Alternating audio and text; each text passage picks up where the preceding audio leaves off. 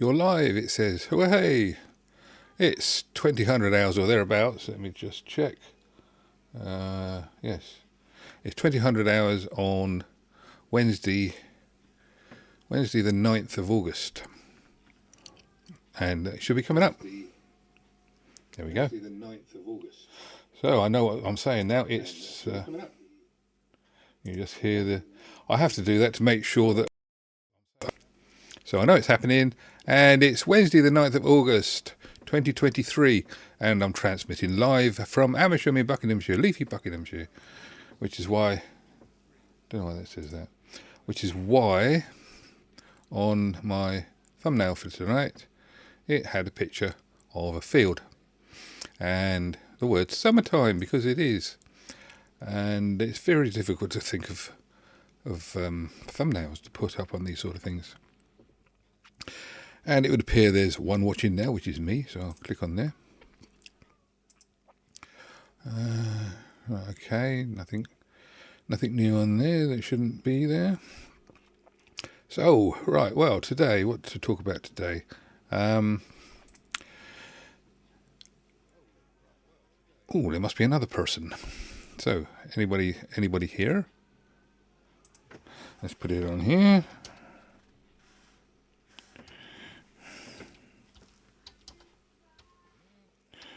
How are you? Do something a little bit different. What are you? It says, hi, how are you? In the chat. Boom. Like that. Just like that. Still only says one watching. Started 99 seconds ago. That's funny, it's not in minutes. Never knew that. Let's do a refresh on there, see if anything happens. Oh, yeah, that's about right. It says that I started, but I'm not here now, so I have to hit that, and there I am. And now I should be able to go to the live section. Skip ahead to live broadcast, which is there. No delay. Righty-ho. Oh, got 3 likes. Good-o. Right, today is, like I said, it's Wednesday, and it's been a beautiful day. I mean, talk about the weather. English preoccupation. It was raining yesterday. It was cold and raining yesterday.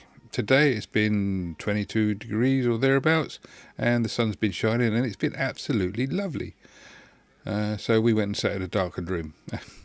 Went and saw a film. There's one of those films.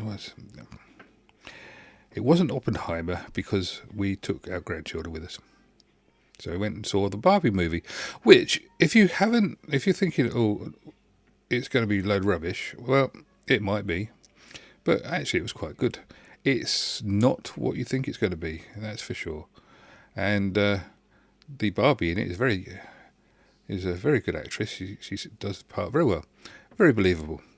Quite nice. And there is a certain amount of dry humour in it. And I like a bit of dry humour.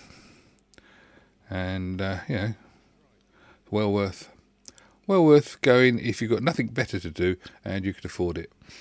Having said that, it was very expensive, because we took 2 grandchildren, our little one, who's not so little anymore, me and the wife, or the wife and I, whichever way you want to say it, and it came to 47 quid, which is it's a lot of money, just under a tenner each, isn't it? And the people behind us talked a lot of the way through, but there you go. That's what public broadcasting is all about. Well, public watching is all about, I suppose. Go to a pop concert and listen to the guy next to you or the girl next to you singing, when the people you came to watch are on the stage. It's live entertainment in that case. And with the Barbie movie, it was just canned entertainment, but the actual film story quite good. Righty-ho, well, in the absence of anybody else saying anything, I shall do my normal thing. Because not everybody's always here. A lot of my views are from the podcasts. So welcome, podcast viewers, stroke listeners. And I shall carry on regardless.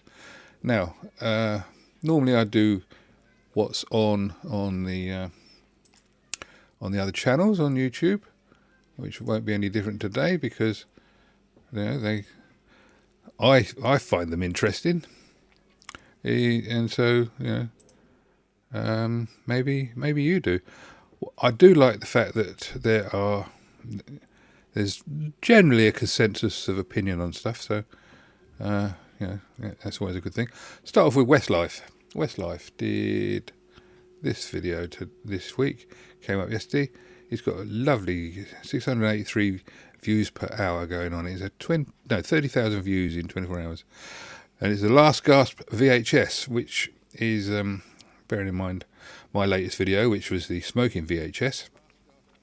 It's quite relevant, really, but he's talking about the Funai VCRs, and it's a very good video, actually. I watched that one. I enjoyed that one. I didn't just like it, I actually enjoyed that one. So that was that one. Let me see. Techmoan did what was this? This was the unusual linear tracking turntable fix and demo. Oh yes, that's the Technics one. And he's having some fun with some turntables. Again, well worth it. Well, it's a very good Techmoan video in the style of Techmoan, so no problems there whatsoever. Recordology has done one on. I got the Barbie tape, Barbie cassette. That's a 14-minute one. I haven't seen that yet. I guess I will do, so having now seen the film, see what the relationship is. And also, he's got top 5 Austin phono cartridges, and he's getting some good views on that. 45 views an hour, and he's getting 23 hours ago, and he's getting 31 views an hour on his Barbie tape one. So he's doing okay. Things will be slowing down because of August. Certainly in the UK, August is the month where everybody realises that, despite the weather, that the actual the summer is here. That's all we're going to get. And if you don't get out when the sun is shining, you'll miss it, because very rarely do we get more than about 3 or 4 days sunshine, and then we get a day that's a bit overcast, then we get thunder showers. That's what happens in this country. You can tell it's summer because the rain is warm, and it's the green and pleasant land, and it's just the way it is. Very occasionally we get heat waves. We had a lovely one in June, which was pretty good. But comparing us to continental Europe and down in the Mediterranean, I wouldn't want to be there at the moment, because they're going through hell. They've got all these fires and things happening. It's not good for them, and I empathise and sympathise with them. It's it's one of those things. It's just not doing very well in the world. Now, something that you may have seen was the video I did during the week, which was regular viewers to the show will know about it, because I mentioned it on a live a few months ago. Well, no, a few weeks ago, basically when it happened. I'll bring up the thumbnail and cut you in. There we go. Real Smoke, Time Bomb VHS. Now, this has been sat on a shelf for 15 years, and under a covered shelf, so you couldn't see it. And it's been that's 6 years worth of dust.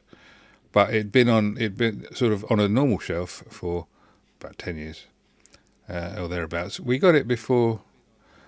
We got it around about the turn of the century, I guess, because we wanted to be able to do VHS copying, having had a lot of stuff. Unfortunately, I made the mistake of renting an expensive machine, and the trouble with renting an expensive video recorder, see, it was all very well having rental was all very well when it was when you were doing it. You recorded your episode of Corrie, you watched it, that was it. But what happens when your machine breaks down? Well, with rental they come and repair it, which was fine. But I I bought into V2000, which was my mistake. And I'll quantify that. I'll qualify that and say V2000 was a very good system. Unfortunately, it wasn't the most reliable system in the world, and it's times moved on, I suppose. But I do have a V2000, and I haven't switched it on because Video 99, I think that's his name, was saying that all the V2000s will explode. The reefer cap will go up because Philips used the reefers, and so did Grundig, allegedly. So I've got a Philips portable V2000, which was working fine and has got tape in it, and it may well work if I plugged it in, but there's probably a 98% chance it's going to explode with the reefer cap going up. So I've got to get into that. Now, if you've ever seen the inside of a V2000 video recorder, you'd know the one I showed, the VHS, the other day. That's simple. That's easy. That's plenty of space, because V2000s, they've got an awful lot of technology. They were not highly integrated, and they crammed it in. So I'm not looking forward to trying to get into the power supply of the 2022. I think it's 2022, 2022. Anyway, it's the portable one. And so I haven't actually checked what the value of the cap is. But talking about reefers, this is... So if you've got a European-made JVC, which there are, JVC, Thompson, Brandt, any of those VHSs that aren't made by Funai, if it says made in Europe, check for your capacitor, because if you've got one of them, will it focus? No. Will I drop it? Yes. If you've got one of them, which is a will it show? Yeah, that's it. RIFA. And you can see the little burn hole in it. That's the first close-up really you'll have seen of that. If you've got one of those, and you've got one of those, it will give you nothing but trouble and smoke. Ah, Kelvin, hello, how are you doing? Nice to see you here. It's smoked reefer. Yeah, exactly. Pass the dutchie on the left-hand side and all that sort of thing. It is ridiculous that a company can make something like that. I've got electronics that are older than that have been regularly used and are fine. Why would you... I don't understand. I mean, this is the thing I find really, really frustrating about this, is they know they made this error. They used plastic that absorbs moisture and it goes across, and it cracks, and it goes across the live and neutral of mains, which in the UK is 240 volts. Nominally, it's 230s actually, is sort of what's specified at, or 220, depends where you go. But 240 is not unusual, which works out at about 275, which is what it says on here. 275 volts peak. That's actually what it says on that side. Don't know if you can read that. Yeah, there you go, 275 volts peak. And that is supposed to be a safety component. It's meant to take the spikes out of the mains. So I've had to buy that one, which is quite expensive. But, you know, that's not the point. It's only expensive because of the postage. The actual capacitor's cheap. But that's a proper to the same specifications as that reefer. But, you know, 350, 400 pound machine goes bang because they put in a capacitor that is... But Philips, JVC, Thompson, Thorn, all of those people, they didn't put in a cheap capacitor. They bought a capacitor from a reputable supplier. But the reputable supplier let them down. So, anyway, as I say, I'm not happy about that. But if you've seen the video, you know I've cut a hole in the bottom so I can fit the new one. And we'll see if it works. And if it doesn't work, we've got to buy a new video recorder, which presumably somebody will have realised there was a reefer in it and will have replaced before I got it. Now, the JVC I've got has got almost identical power supply. However, it has not got a reverse capacitor in it. And it's made in Japan, which is probably why.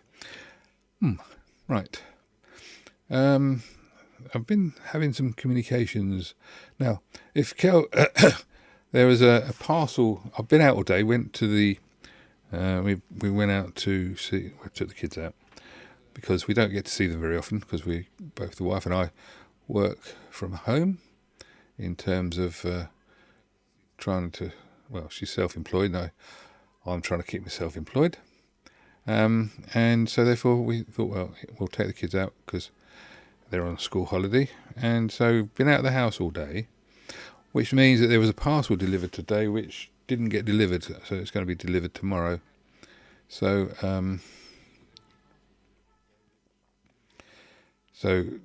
if that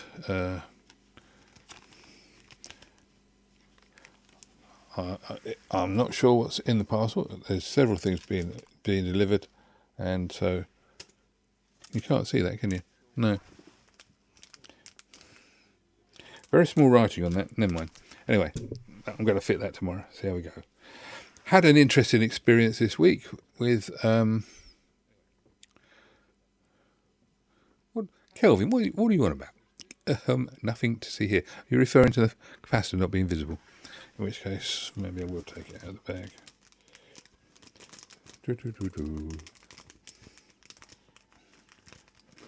I shall take it out of the bag, and you can see it.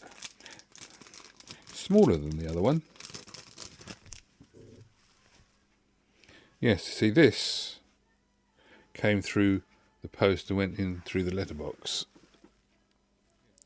That's not going to be.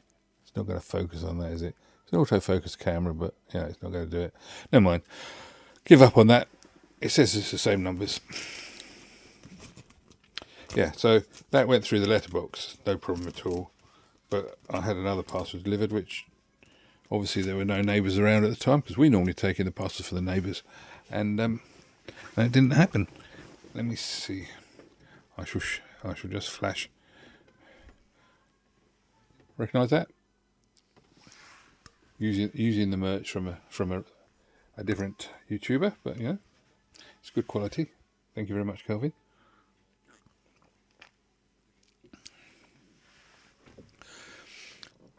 Has anybody had any experience with eBay? Because I've told you I got those tapes and things given to me. Well, including things like this. It's very nice, but there's a great big box, and it's got about 150 Type 2 cassettes in it. So I thought, well, I'll flog them off because I don't need that many. And spread the good. So I used eBay, and the last time I used eBay was about 6 years ago, and I sold a motorbike. So I put on an advert on eBay for 5 tapes, and I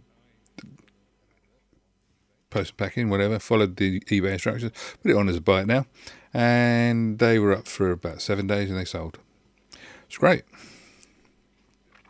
So I put up another batch of some Memorex ones, and they went up, and they were up for literally 5 days, and they sold. Great. Put up another pack of 5 Memorex, and this time I put one as an auction because they didn't sell, and so I changed it to an auction, and would have been great, except that I followed all their instructions. If you put up a 3-day auction, they charge you 35p to list, and that's just a listing. Then they charge you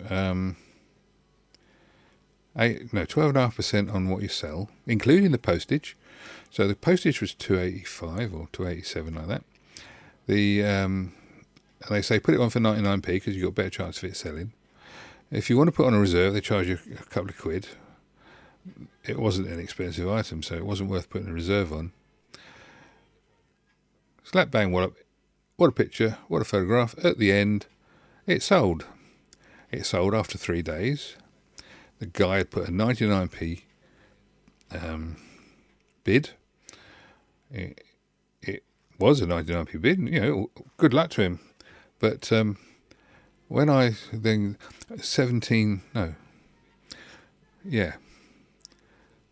including post-packing and everything else, at the end of the day, I cleared 17 pence. Because they took away, they took a listing fee and they took a final valuation fee, including the post and packing, and the post and packing was £2 something, £2.95, £2.80, no, £2.87. So, 14p. I phoned them up and said, yeah, something's not quite right about this. And they said, well, you know, it's the current thing. I said, well, last time I sold something, it wasn't like this. They said, oh no, well, what you have to do is you have to get this, that and the other. You have to go try and get your listing fees when they're doing special offers. Try and do this. So if you put a list on for 7 days, it's free. But if you put a list on for 3 days, they charge you 35p. And if you, I followed the prompts. It said put it on for 99p, so I did. I was expecting it to go up. I was expecting it to at least do something, or not sell, or whatever. Anyway, I wouldn't have minded selling it at 99p. I mean, I would have objected, but if I'd got at least, 80p of it, but no, 17 pence. So I phoned them up and they said, well, on this occasion, we'll give you back your 35p. And, don't do it again, sort of thing. So I shall be very much more careful with my eBay listings from now on. And what's more, they keep the money, so I've had to pay out for the postage. And it's nearly £3 on postage, and I'm not going to get that and the 35p, 17 pence and 35, the 50p. I'm not going to get that back until middle of next week. But there you go, you live and learn. It used to be that they didn't charge you the valuation on the postage, but apparently a lot of people were trying to rip them off by putting on things for list it at £1 but charge £500 postage, and so that's what they do. So not making that mistake again. Had some interesting conversations with one of the regular viewers about tapes and things, and he's noticing some effects on some of the recordings, which it's one of these things where if you start looking in, audio is a really, really interesting subject if you start looking into it, because as I was explaining the other day to somebody, our ears are, those really awful systems they have on cheap video, tape recorders, automatic level controls, automatic gain controls. They adjust the volume of the recordings and keep it so it all goes a bit flat. Well, if you think about it, our ears do exactly the same thing, because we can hear a pin drop and we can hear a jackhammer, and we don't go deaf, and we don't get, well, we do get the pain, but only initially. If you're in a noisy environment, your ears turn down the gain so that it doesn't hurt so much. And also the fact that we're non-linear with the frequency response, etc., which I've proved in a couple of videos. And I say I've proved because I've known of it. I've watched things from Open University and various other things, and I know that the actual phenomena exists. It was just trying to find a way of proving it. It was the problem, which I think I did. If you don't think I did, then tell me. I'll find another way of doing it. But at the end of the day, our ears are not the best pieces of equipment for testing things, because if you try and listen for something, you will probably hear it. I mean, how many people in the old days of CRT TVs could hear the line time base? And how many people even knew it was there? It was just what you expected. And one of the 78s I put up had rumble, but I'm old enough to remember the old BSR auto change decks And when those came down, they rumbled. Every record rumbled, whether it be a new one or an old one, it rumbled. And so when I did the RIAA compensation on the really awful Crosley turntable thing, it had a bit of rumble. Well, one of the viewers watched it and said, "Oh, you got a really bad sound on there. It's really quite loud." Well, I heard it, and what I heard was what I expected the 78 record to sound like. What he heard was a 78 record being played and rumble. And that's the thing about your ears. If you ever walked into a room and somebody says, "Hey, can you hear that noise?" You say, "What noise?" And they say, "That noise, that sort of tapping noise." You think, "No." And they say, "We'll have a listen. You know, it's making a funny noise." And you say, or you're in a car, and can you hear that funny noise from the bearings? "What noise from the bearings?" "Oh, you're right. Yeah, I can hear something now." Well, you couldn't hear it until then. So ears are very unreliable. That's why I always, just to push my own philosophy, I always do a sound test. Oh, that sounds nice. And I do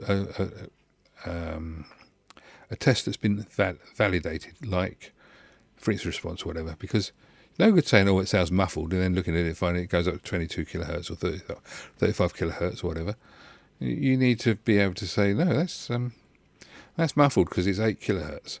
There's a couple of Techmoan videos where he's been playing some newish tape things. It's probably a year or so ago now, but he had a newish tape player, and he had a Sony Walkman, and he had a graphic. I'm not sure if he was demonstrating the graphic display or whether he was demonstrating the tape player. But what he did was he played it into this graphic analyzer, and you could see he had a sweep, and all the lights were lighted up in step. Do do do do do do do do do. And so he got up to about 8K.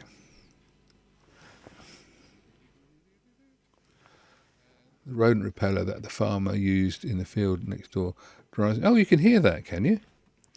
Is that, what sort of frequency is that then, Kelvin? He says the rodent repeller, it drives him mad. Is that because they developed that, didn't they? Down for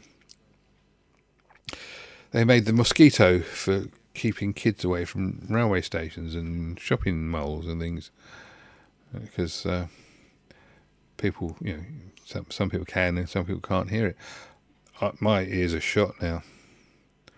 I had a problem over Christmas. Had a cold, went to my ears, and whilst I'm good up to about 10K, after that I wouldn't like to. I haven't actually retested. I was good for about 12, 13 before, but I'm suffering from tinnitus now. Which is interesting because apparently a lot of the best audio mixer engineers are fairly old, but that's because they know what they're doing with the fundamental sounds rather than the high frequencies, which are, if it sounds muddy at the end of the day, someone just say, "Oh, it sounds muddy," and they'll go and tweak it up again, I suppose. But yeah, so, and I've said this one before, but if you get into something like 2CV and drive down the road, it's going to be noisy. You get into a Mini, it's going to be noisy. You get then into a Ford Cortina, shows me age, Mondeo, or whatever the current Fords are, it's going to sound relatively quiet, and you think, "Oh, this is nice quiet." Then you get in Rolls Royce, you think, "Well, why is that flipping clock making all that noise?" But you're not going to hear anything else. And then you get back into, if you then go back into the Ford, which you thought was nice and quiet from the Rolls Royce, it's going to sound noisy, because that's what ears do. And ears drive me mad.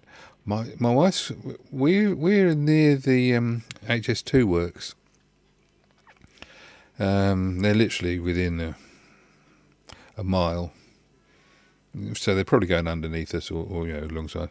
But there is a hole just up from the hospital where they're actually one of the vent holes things, and that's where they're actually working, and they're dropping machines down and everything. So they're tunnelling through Amersham underground proper to get the HS2 through, and people are thinking that they can hear. She thinks she can hear humming sometimes, but it could be anything. It could be a fridge, but we've tried turning everything off, and so you can still hear it. It's ears. Michelle, hi. How you doing? Nice. You could drop in.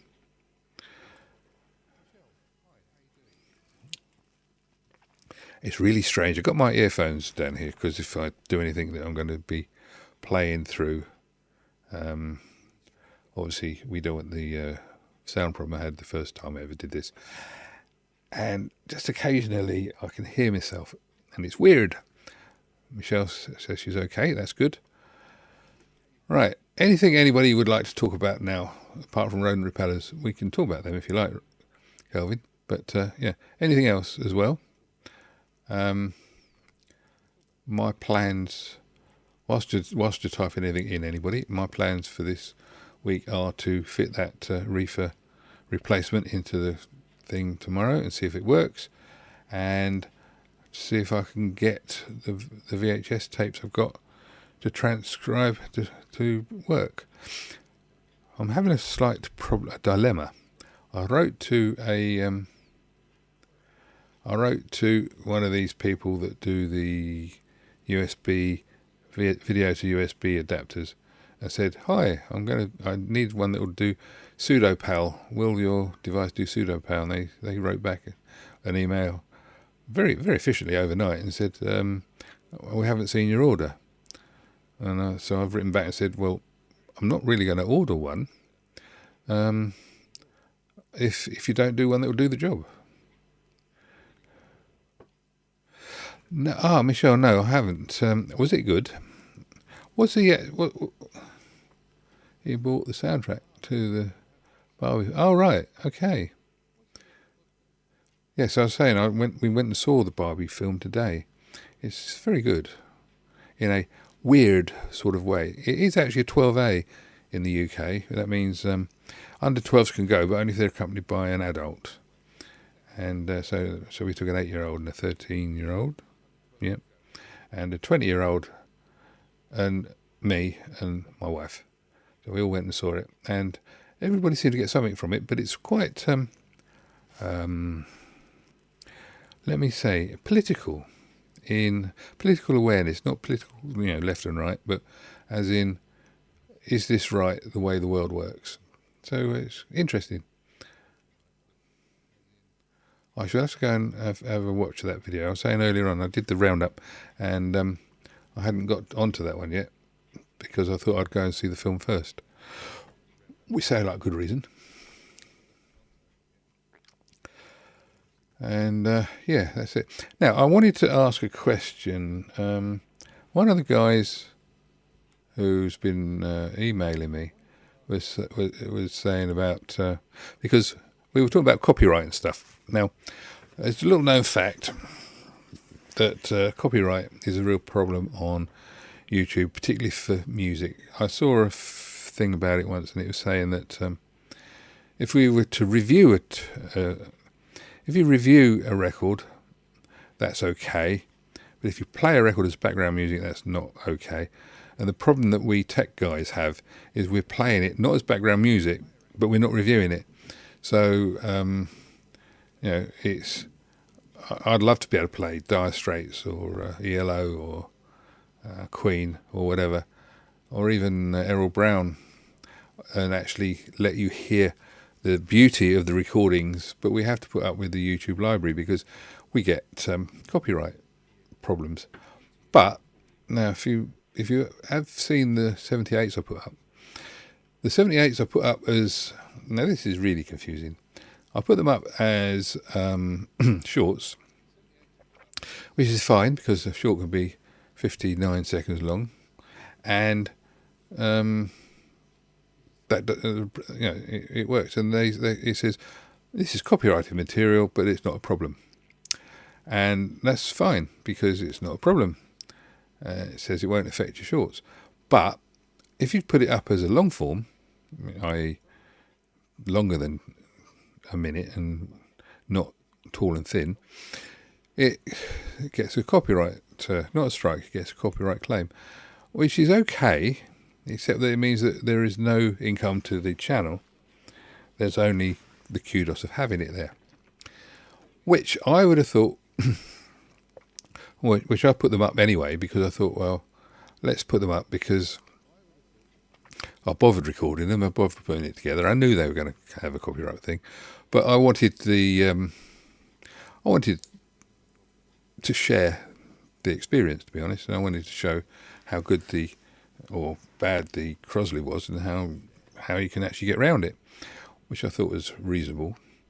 But they haven't had many viewings. Now, what is wrong with them? Is it, I mean, people, if they haven't had viewings, it means people haven't watched it, so they don't know whether it's good or bad. But what should I do to make people want to watch the 78s? And is it even worth my while putting, because I've got a box, it's that wide, and the 78s are stuffed full, they're tight, which is not that good. So that must be probably 30 78s, and it ranges from a Nightingale saying in Berkeley Square through to rock and roll and stuff. I think there might even be a Cliff Richard one in there. And I mean, I'm quite happy to record them and put them up, but they're not getting any views. So what is wrong with the thumbnails? Maybe I could bring up a thumbnail and you can, but the thing about the thumbnails is, when I, channel content, here we go. When I looked at a YouTube thing the other day, it had my thumbnails on the front of a compilation mix where it put several music videos together, and it used my thumbnails as the originator one. As in, when I say originator, I mean mine was the one at the front, which they used to say, come and have a look at these. Now, this is, boom, no, switch that on, and go boom. This is the thumbnail for two of them, and let me see if I get rid of that. That's the actual main thing. That was genuinely the record, genuinely playing. It just wasn't in real time. When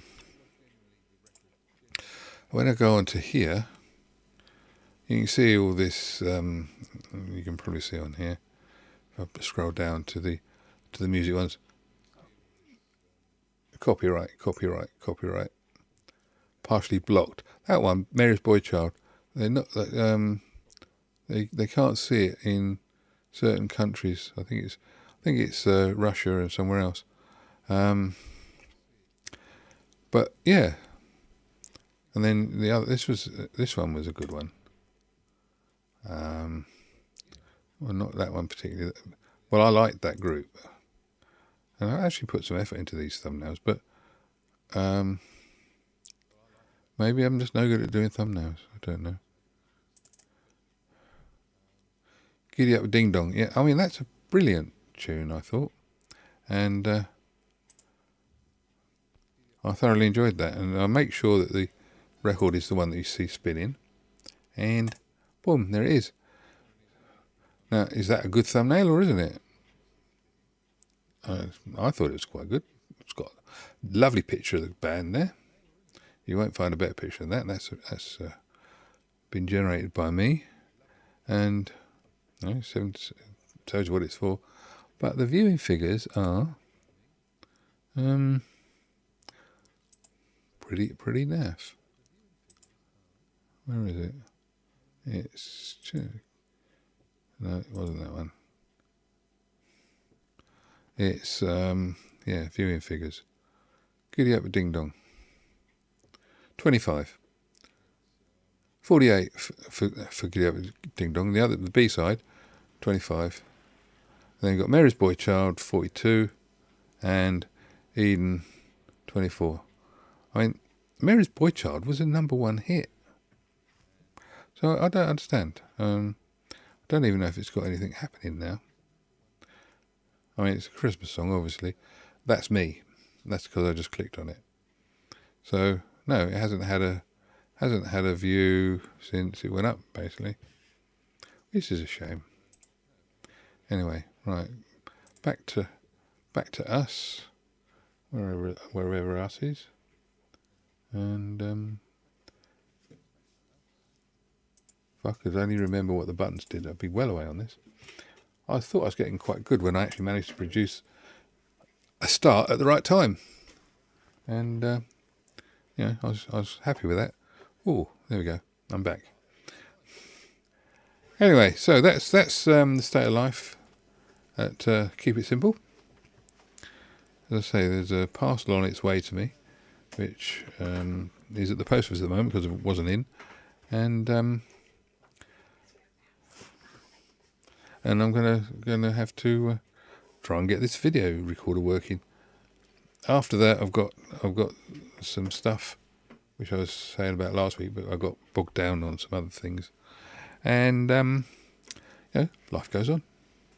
Have to go out in the sunshine occasionally, just occasionally, and there we go. Right, anything anybody else would like to say? I mean, I can start. I can threaten Kelvin with the with the air conditioning manual. It's still here. Don't want to lose everything else, but I've still got the air conditioning manual, which I have got to read at one point, if not to you guys, but to myself, because I want to find the sleep mode. Because it's a little known fact that most air conditioning things, they do a thing where you turn it on at the temperature you want, but if you are going to bed, you put it into sleep mode, and what it does is it turns it, if you've got it on cool, right? Huh? Pick them up and take them home. Yeah. Sorry, wife's just going out. If you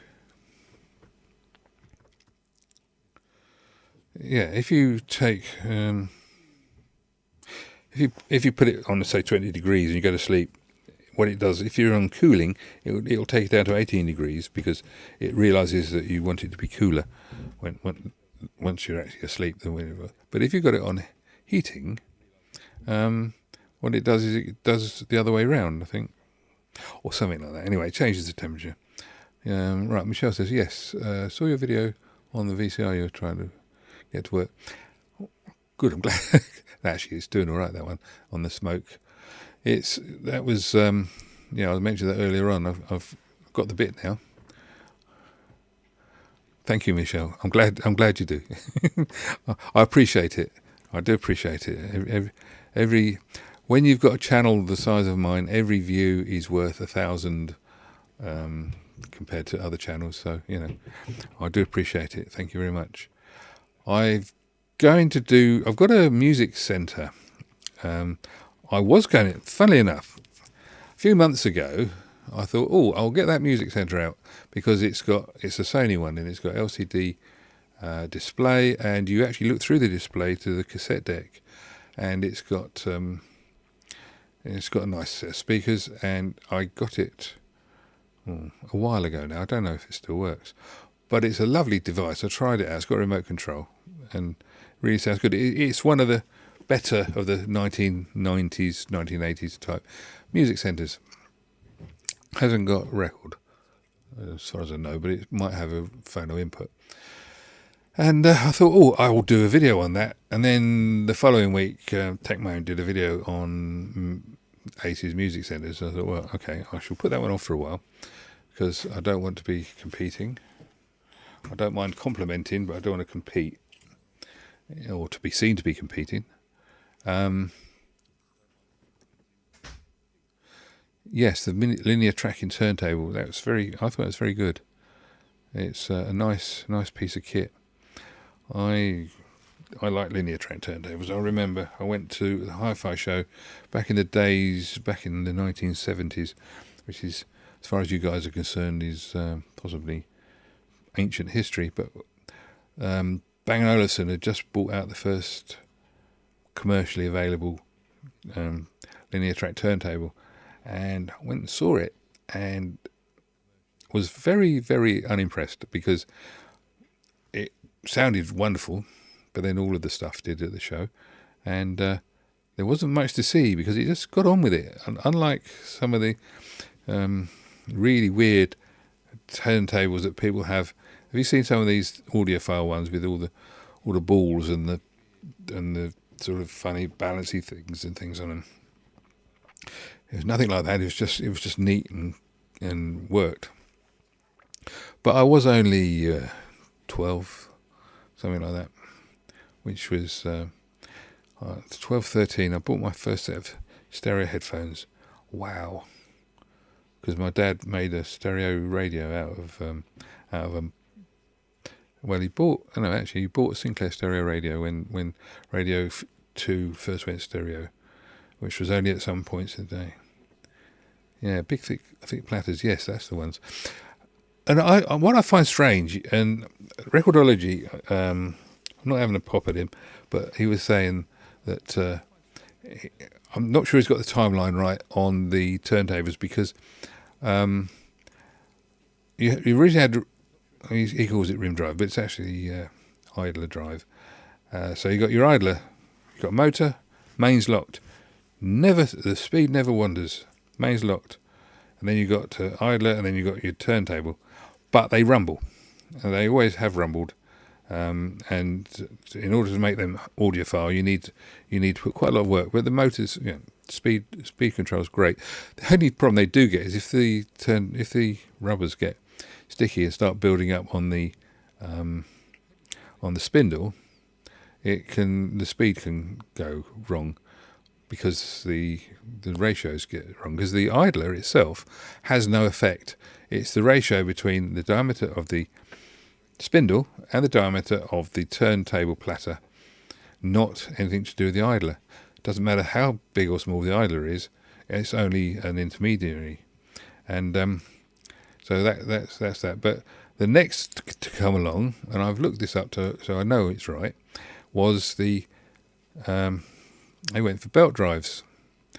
And you had to have, the thing about belt drives was originally they had belt drives with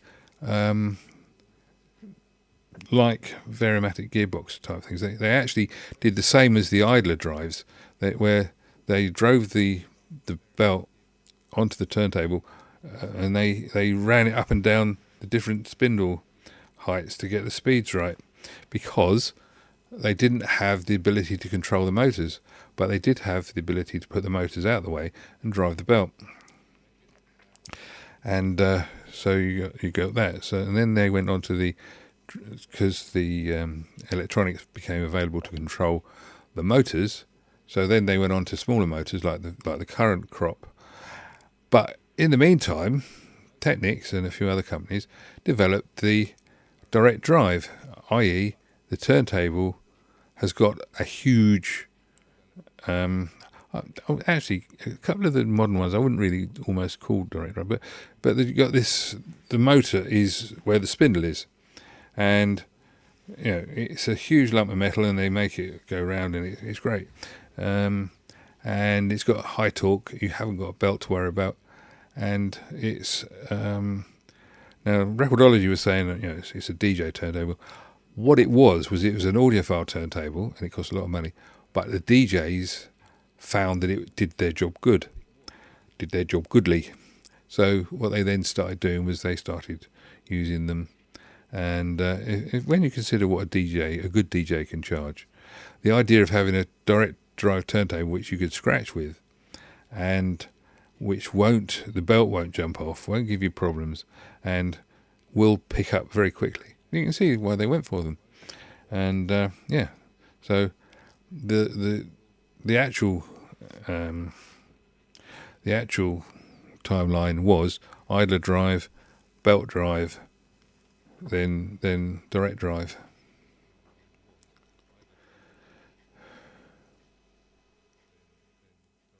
Yeah, that's why they went for the.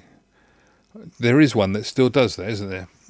Michelle says, I liked the idea of a better turntable, but don't fancy having to move the belt every time I want to change speed. Having said that, how often do you change speed? You got to switch it on, you got to turn a knob. On the originals, they used to, but I know on one of them now that you have to actually physically move the belt. But I should think probably 90% of the time, 99% of the time, you're playing the same speed, which would be 33 and a third. So maybe it's not that big a problem. But yeah, if you look at the Crosley that I've been using for the 78s, the big problem with that is that it sounds like it's going into overdrive when you put it on 78, because the motor has no. I would like. I mean, if I was designing that cheap and cheerful Crosley, I would have put the cheap £12, I think it is. I did the video on it. I can't remember the numbers off the top of my head, but it's about £12 to get that turntable from AliExpress. But if I was going to make that into a 78, what I would do if I was had the inclination, that's the word, I would make a sleeve and drop the sleeve on the motor to make it go up to 78, so that it didn't have to speed up. Because at 33 and 45, it's sort of, you can hear it. It's the sound of a purring, not very expensive motor. But at 78, think about it. It's going more than twice the speed. It's making a hell of a buzz. It sounds like an electric drill or something, or an electric mixer. And the fact that the sound quality on those 78s is as good as it is before, moving the belt is no real problem to me, although, as Gary said, I primarily listen to 33s. Exactly, Kelvin. I was absolutely amazed when I put that onto 78 and it sounded like a flipping buzzsaw. And it was, what the hell? But it didn't come through the particularly badly on the pickup, but it's loud enough to drown out what you're listening to. I mean, it adds to the sound from the record, which is really bad. I would be more than happy to, like I say, pop a sleeve on. Reel-to-reel, of course. I've got a reel-to-reel upstairs. It's got valves in it, and it comes with a sleeve. And I saw Recordology had an Akai, and it comes with a sleeve. So it's not unusual to just sleeve the moving spindles to change the speed. And I know Tacmone, he had a turntable he was trying to get to run, and he only had a 50 cycle supply, so I think it was a turntable. He just whacked a bit of tape round the spindle, and that got it up to speed enough to be able to prove what it was doing. Well, it might have been an 8-track actually, and it's a way around. In the old days, I'm going back 1980. I remember having, I can't remember the brand, but there was a turntable came in for repair, and when you turned it over, pretty sure it was only a BSR or a BSR type, but it had that was the metal ones. Inside it had the instructions, 50 cycles, 60 cycles, and you literally moved a belt or a pulley up and down on this shaft to make for the difference in the cycles.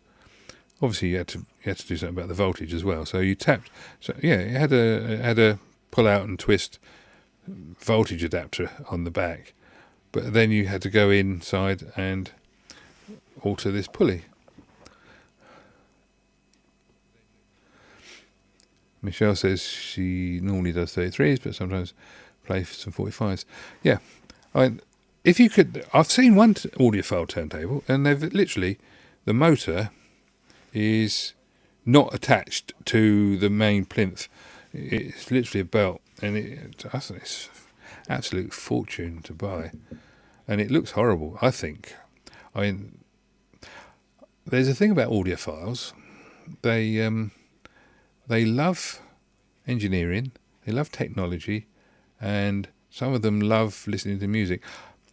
There's a quote, some guy said, music lovers listen, and music lovers love to listen to music, and audiophiles love to listen to the equipment whilst listening to music. Something to that effect. But it's very true. And I would admit, I will listen to a piece of music that I'm not that impressed with musically because it sounds good. I say, oh, I'd like to hear that on a proper system. And then I'll play it and I think, yeah, that was an experience. And then I won't bother with it again. But, it's good. I do like... this is the thing that I find frustrating about the YouTube audio library.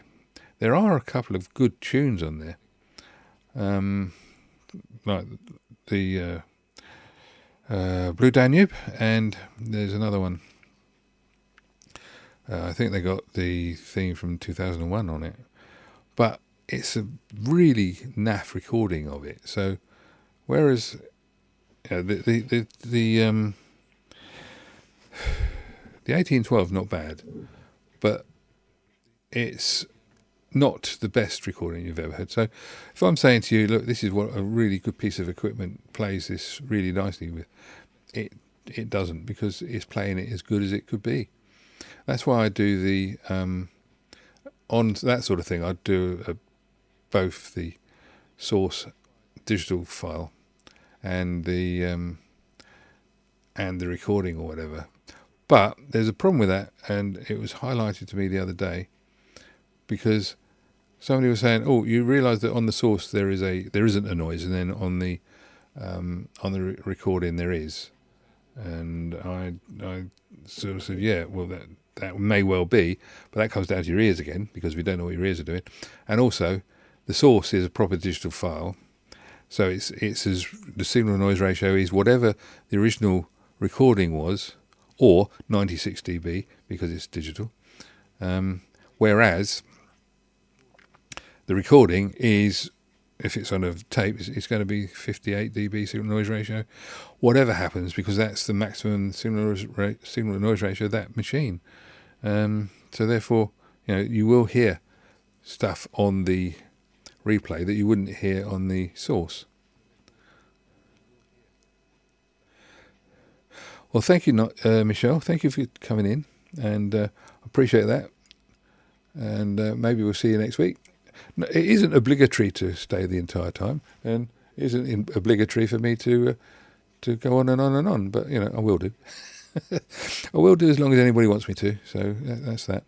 But yes, thank you very much for coming, and have a nice week. Okay, back to what I was saying. Yeah, so on this particular file, there was some noise which I think is probably the zzz that you get which is the signal noise ratio of recording, which you can't hear on the original source, because the original source, I don't actually play. Let me put this right. When some other channels do source and replay, they're using a 3-head deck, for instance. And so if they've got the ability to do off-tape monitoring and source monitoring, so you're just flicking a switch. The signal that's being fed in is being fed in via whatever, and then it's being recorded and then played back. So when they're playing back the tape, you're hearing what's on the tape, which is fine. But when they're playing the source, it's what their machine has done to the source. So if they're playing it from YouTube, it's going through into their analog system, and then it's coming out as analog. So that is not really true source, but it is true source because that's what you would hear at the time. When I do source, what I do is it's the actual digital file that was used, which was sent to the recorder, and then the recorder records it, and then when I play it back, it's the playback. So when I do source, that is literally the digital source, and when I do the playback, that is literally what's coming off the tape. So you haven't heard the analogued version of the digital source. You've only heard what it's come from. So it's a very much harder test. Source deck comparisons is flawed. The only way to do it is amp playback. Yeah, that's what I thought. The reasons I'm happy to do that is because, in my mind, if you can't tell the difference, obviously, between the digital file put into my editing software and the file that's come off, in this case, in my case, normally the W1200, but if I'm doing any other machine, it'd be any other machine. If you can't tell the difference between the two, then that's pretty damn good, because that's a far better source than you would expect, because that is the pure digital. That is only being played once by the editing software. It's not going up and down, and the playback from the recorder is actually, it's been up and it's come down and then it's being played. So that's it's almost, well, it's all in the digital medium except for the analog bit. So it's analog up, analog back. So it's analog on, analog off. So it's two analogs and then digital. So it's doing well to sound as good as the digital source. And on most of mine, you can't. Oh, well, I mean, my ears aren't that good. I'll leave you guys to comment whether you can hear the differences.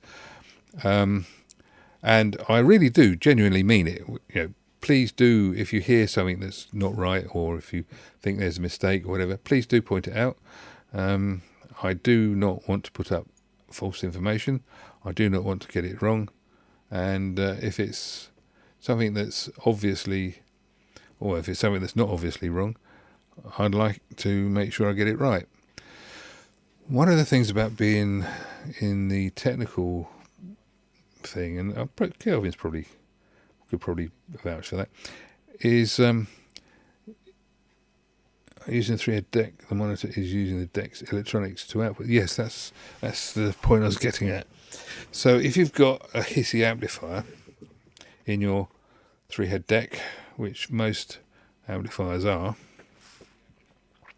you've got the hiss of that. So when you're listening to, well, for the W1200, there's whatever. I actually haven't done the silence with nothing in it, but it's better than minus 78 dB, because I've had minus 78 dB out of a tape, so it's better than that. But there is signal to noise ratio, there is noise ratio, and there is signal created noise, which is it all gets. I try not to overthink it, so I'm going to move on now. But Kelvin knows what I mean. He's saying the right things there. As far as I'm concerned, that's the same thinking that I was having. Right. Anything else? I'm going to be. I will ask again about the 78s if there's any interest in them. If not, I won't bother. I'm going to sell off the other records I've got. There's a couple of interesting ones, but nothing else so much. I'll take them down to the local. I say sell off. I'll take them down to the charity shop. They can sell them off because they're taking up our living room. I've got 3 boxes of records, several boxes of CDs, and several boxes of tapes. So it's all one of those things. Right. Okay. Anything else? Anybody else want to say anything? If not, I'll wind it up now and say thank you for coming. I know it's that time of year, so there are things other people would be rather doing than listening to me wittering on. Okay. Right. Well, Kelvin, thank you very much for your help and support. And in case Michelle pops back again, I'll say thank you again to Michelle for popping in. And well, I'll wind it up there then. Thank you very much. And Kelvin, I shall be in touch. Thanks a lot. Cheers. Bye bye. I shall hit the button now if I can find it. Oh, I've hidden it. Where have I put that? No, it wasn't there. Wasn't that? It's one of these. Do-dee-doo-dee-doo. Do-dee-doo-dee-doo. It's that one.